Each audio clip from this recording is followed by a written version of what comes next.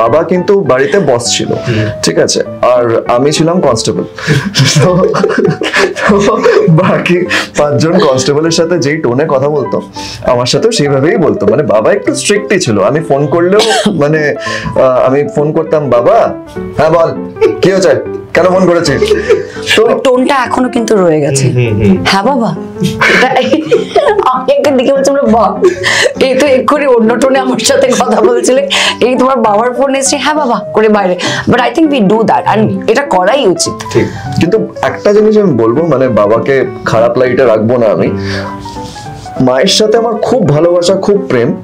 বাবার life lessons গুলো হয়তো যখন দিয়েছে না, তখন হয়তো ওই বয়সটা ছিল না যে বুঝতে পারবো। ওই যে একটা জানো তো, একটা কথাই আছে ছেলেদের জন্য স্পেশালি, যে ছেলেরা সারা জীবন নিজের বাবাকে ভুল ভাবে, আনটিল আনলেস তাদের নিজের একটা ছেলে হয় যে তাকে ভুল ভাবে। তখন গিয়ে ছেলেরা নিজের বাবাকে ভালোভাবে বুঝতে পারে। তো আই থিঙ্ক দ্যাট গোস।